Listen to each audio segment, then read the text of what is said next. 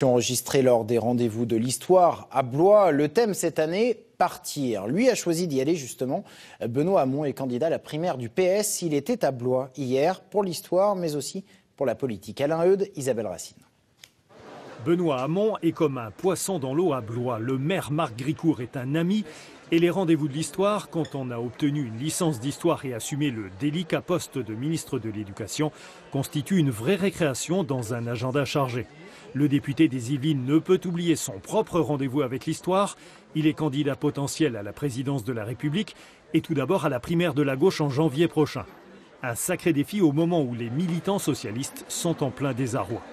On a l'impression qu'aujourd'hui la gauche est sans idée, surtout qu'elle ne s'intéresse plus au peuple, qu'elle est très représentative du fonctionnement des élites, mais très éloignée du peuple. Et voilà, et donc c'est assez légitime quand on est responsable politique aussi de se prêter à ce genre d'exercice, même si tout le monde ne vient pas vous dire félicitations, on est content de vous voir. Il y a aussi des gens qui ne sont pas contents.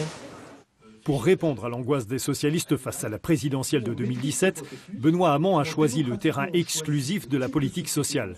Face à ces militants blésois, il a expliqué sa théorie pour l'avenir. Toujours moins d'heures de travail pour mieux le partager et la création d'un revenu universel d'existence. C'est que dès lors que vous, même salarié, vous percevrez dès votre majorité ce revenu universel d'existence, il change et modifie complètement la relation qu'on a au travail.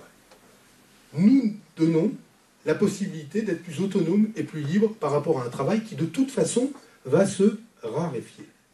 Il y en aura de moins en moins. Pour se différencier des Montebourg, Macron, Mélenchon ou autres candidats putatifs, Hamon a gommé les questions identitaires ou sécuritaires. Il sera sans doute obligé d'en parler bientôt afin de crédibiliser un peu plus sa campagne pour la primaire de la gauche, prévue les 22 et 29 janvier prochains.